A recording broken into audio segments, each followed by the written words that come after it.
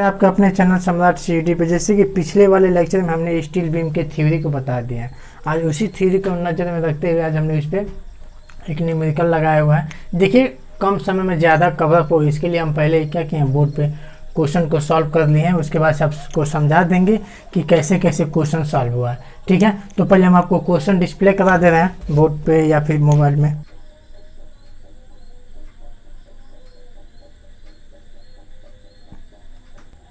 जैसे कि क्वेश्चन आपको डिस्प्ले हुआ था, देखिए क्वेश्चन में दिया क्या था, दिया था 6 मीटर प्रभावी विस्तृत की एक सुदलंबी धरण के लिए।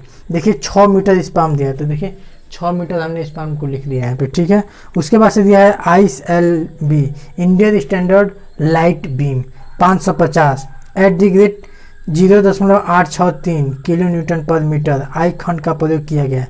देखिए जो इसमें सेक्शन यूज़ किया गया है वो आई सेक्शन यूज़ किया गया है और वो ISLB यूज किया गया है। ठीक है, और एट द ग्रेड 0.863 जो है ये क्या है, वो पर मीटर का, देखिए यहाँ पे लिखे भी हैं, पर मीटर लेंथ का क्या है, उसका वेट है ये। ठीक है,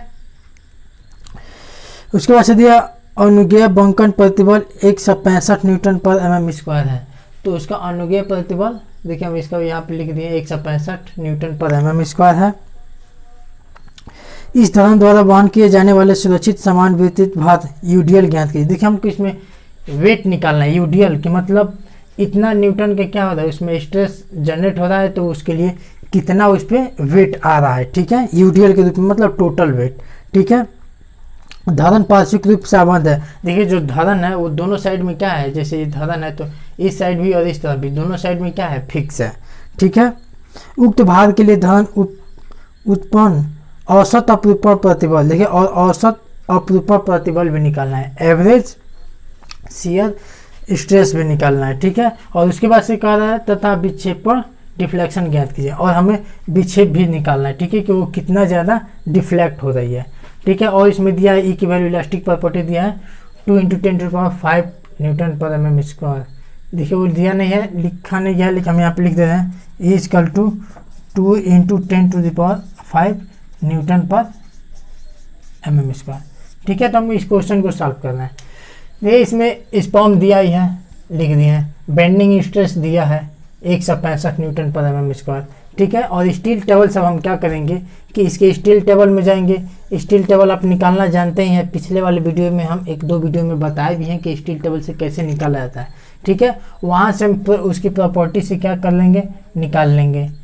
उसकी जो डेप्थ है 550 है, जो स्टील टेबल सब निकालेंगे ISLB 550 के लिए निकालेंगे। ठीक है, इसके बाद से एट द ग्रेड दिया जाता है, जो एट द ग्रेड के बाद जो दिया जाता है वो पर मीटर लेंथ के लिए उसका वेट दिया जाता है। ठीक है, उसके बाद ये उसकी डेप्थ है, उसकी ये वेब की थिकनेस है, ये एक्स एक्सिस पे मोमेंट ऑफ इनर्शिया है, और ये मॉडुलस ऑफ सेक्शन है। ठीक है, तो इसका भी वैल्यू हम ले लेंगे। देखिए इतना वैल्यू ले ली है, और इसका सॉल्व करने में पॉइंट पे जरूरत पड़ेगी, वहाँ पे यहाँ से वैल्यू हम क्या करेंगे, पुटअप कर लेंगे। ठीक है, देखिए पहले बात करते हैं मोमेंट ऑफ रेजिस्टेंस। देखिए है क्या कि जैसे इसमें दिया है कि 165 न्यूटन पर mm² के क्या आ रहा है, उसके अंदर स्ट्रेस आ रहा है, उतना क्या हो रहा है, उसके अंदर स्ट्रेस उत्पन्न हो रहा है।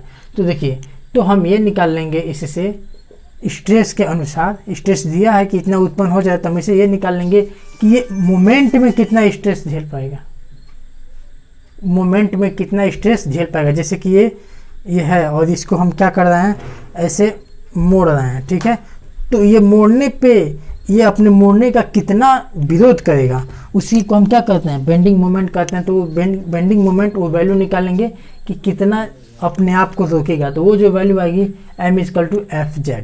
ठीक है, हमें F इसमें क्या है, स्ट्रेस है, मैक्सिमम स्ट्रेस। तो इसमें स्ट्रेस की वैल्यू दिया ही है कि 165 इसमें जनरेट हो रहा है। ठीक है, तो यहाँ पे 165 रख दें, और ये सेक्शन ऑफ मॉडुलस जो दिया है। देखिए कुछ टेक्निकल इश्यू आ गया था जिसकी वजह से वीडियो में थोड़ा प्रॉब्लम आ गई थी।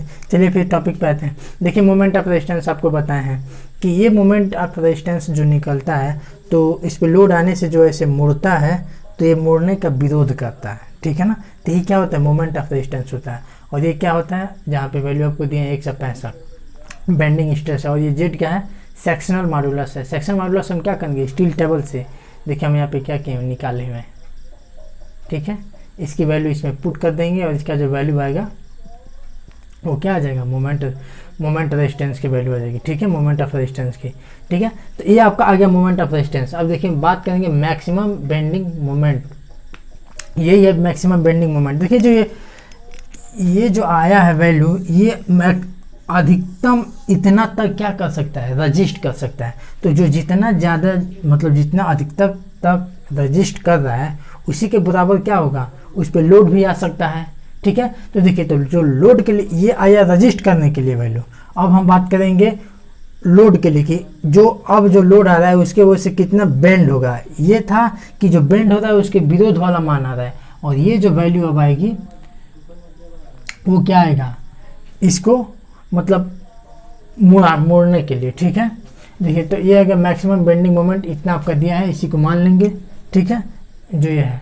ठीक है, अब क्या करेंगे, देखिए बेंडिंग मोमेंट जो एक्सटर्नल रूप में आता है उसका फार्मूला होता है WL/8। ठीक है, तो हम क्या करेंगे, इस जो W की वैल्यू हमको निकालना है। ठीक है, तो W की वैल्यू निकालना है तो L का वैल्यू दिया हुआ है 6 और उसके बाद 8 तो कांस्टेंट है, और ये आपका वैल्यू यहाँ पे रख देंगे। यहाँ से क्या करेंगे, W की वैल्यू इसमें रख कर हम आसानी से, देखिए कैलकुलेट ऑलरेडी किया गया है, आप कैलकुलेट करेंगे तो वैल्यू इतना ही आएगा। ठीक है, तो यहाँ पे W का मान आ जाएगा। ये जो वैल्यू जो आया हुआ है ये क्या आया हुआ है, टोटल क्या आया, लोड आया हुआ है। तो इस पर टोटल इतने का लोड है 425.30 किलो न्यूटन। अब देखिए यहाँ पे स्टील टेबल में यहाँ पे दिया हुआ है कि 0.863 किलो न्यूटन पर मीटर क्या है, मतलब उसके वेट के कारण ही लोड आ रहा है, और ये आपका आया हुआ है टोटल लोड। ठीक है, तो हम करेंगे क्या कि जो ये नहीं सॉरी ये आपका, तो जो ये लोड आया है हम इस लोड के हिसाब से निकाल लेंगे कि पर मीटर लेंथ पे कितना ऑल ओवर लोड आ रहा है। तो उसके लिए हम क्या करेंगे, 6 मीटर स्पाम है। ठीक है, तो 6 मीटर से इसको डिवाइड कर देंगे तो यह है 17.87 किलो न्यूटन। ठीक है, तो 6 से डिवाइड कर देंगे तो 17.884 किलो न्यूटन पर मीटर आ जाएगा। ठीक है, तो ये जो आया 1 मीटर पे मतलब ऑल ओवर दोनों को मिलाकर इतना लोड आ रहा है। अब हम क्या करेंगे कि देखिए 1 मीटर लेंथ पे इतना का लोड आ रहा है और इसका खुद का लोड क्या है 0.863 है। तो इसको क्या करेंगे कि जो एक्सटर्नल बाहर से कितना लोड आ रहा है उसको निकालने के लिए क्या करेंगे, 70 में से 70.884 में से क्या करेंगे 0.863 ये वाली वैल्यू माइनस कर देंगे। तो ये आपका आएगा W की वैल्यू 70.02 किलो न्यूटन पर मीटर। ठीक है, या फिर इसको हम 70 किलो न्यूटन पर मीटर कर देंगे। ये जो वैल्यू आएगी मतलब बाहर से इसके ऊपर इतना का लोड आ रहा है किसका, उसका सेल्फ वेट छांट कर। ठीक है, तो यहाँ से आपकी ये वैल्यू निकल जाएगी जो इसमें पूछा था कि क्या कि इस पर बाहर से कितना एक्सटर्नल लोड आ रहा है बेंडिंग के केस में। ठीक है, तो वो जो वैल्यू आएगी इतना आ जाएगा। देखिए दूसरा इसमें पूछा है हम लोग से क्या, एवरेज शियर स्ट्रेस के बारे में। ठीक है, तो एवरेज शियर स्ट्रेस हम क्या करेंगे, जो इस पर शियर फोर्स आ रहा है V, देखिए इस पे लोड आ रहा है कितना, टोटल लोड आ रहा है आपका 425। ठीक है, तो हम क्या करते हैं आपको पता ही है, जैसे मान लीजिए होता है। ठीक है, तो शियर किनारे पे लगता है तो इस पे जो लोड आता है फोर्स आता है वो क्या होता है बाई 2 हो जाता है, एवरेज ले लेते हैं। ठीक है, तो जब हम एवरेज ले लेते हैं तो V का जो वैल्यू है यहाँ पे लिखे हैं W/T 425.3/2, इसका जो वैल्यू है 212.65 किलो न्यूटन। इस वैल्यू के यहाँ पे पुट कर देंगे। और एवरेज शियर स्ट्रेस का जो फार्मूला होता है ये होता है पिछले वाले लेक्चर में हम बता दिए हैं, अगर आप उसे देख लेंगे तो ये क्लियर हो जाएगा।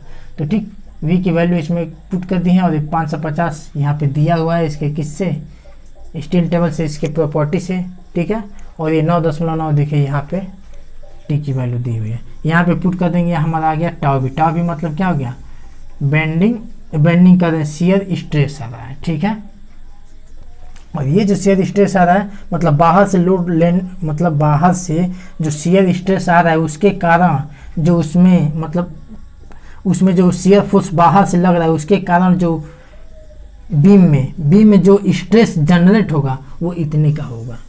ठीक है, अब बात करते हैं किसके बारे में, डिफ्लेक्शन के बारे में।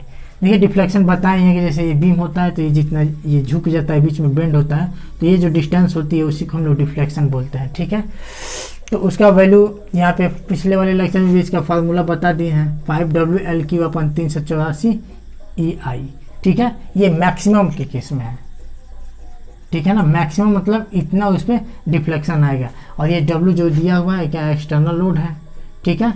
एक्सटर्नल देखिए ये जो डिफ्लेक्शन है ये क्या होगा, ये उसका टोटल, ये तो बाहर से आ रहा है उसके, और जो इसका खुद का वेट है दोनों के वजह से आएगा, क्योंकि इसका भी तो वेट है ना। तो इसीलिए ये जो डब्ल्यू पुट करेंगे ये टोटल जो वेट निकला है उसका वेट प्लस बाहर से जो लोड लग रहा है उसका वेट, उसके अनुसार ये क्या करेंगे डब्ल्यू की वैल्यू यहाँ पे रख देंगे। और एल क्यू का मान यहाँ पे दिया हुआ है, एल का मान दिया हुआ है, यहाँ एल का वैल्यू पुट कर देंगे और इसका क्यू कर देंगे 384। और ये यहाँ पे देखिए यहाँ पे लिखे हैं इजकल टू 2 गुणा 10⁵ न्यूटन पर mm इसका। ये देखिए ये क्या है, उसकी प्रॉपर्टी है, ठीक है, इलास्टिक प्रॉपर्टी। तो फिर ये क्या है, और ये आई क्या है मोमेंट ऑफ इनर्शिया, या इसका जो वैल्यू पुट कर देंगे, ठीक है। तो हमारा आ जाएगा डिफ्लेक्शन की वैल्यू 11.25 mm। तो उसमें क्या आ जाएगा, ये डिफ्लेक्शन मैक्सिमम डिफ्लेक्शन इतना होगा इस लोड के अनुसार। हमारे हिसाब से आपको समझ में आ गया होगा, ठीक है। अगर आपको फिर भी कोई समस्या होगी तो आप क्या कीजिए कमेंट बॉक्स में बताइए। देखिए एक हमारे पढ़ाने का प्रोसेस है, और दूसरा भी एक तरीका है कि इसको मतलब रफ करके एक क्वेश्चन मतलब बिना लिखे हुए पढ़ाएं। और आपको जिस तरह पसंद हो उस हिसाब से आप कमेंट कर दीजिएगा, उसी हिसाब से बताएंगे, ठीक है। मिलते हैं अगले वीडियो में, धन्यवाद।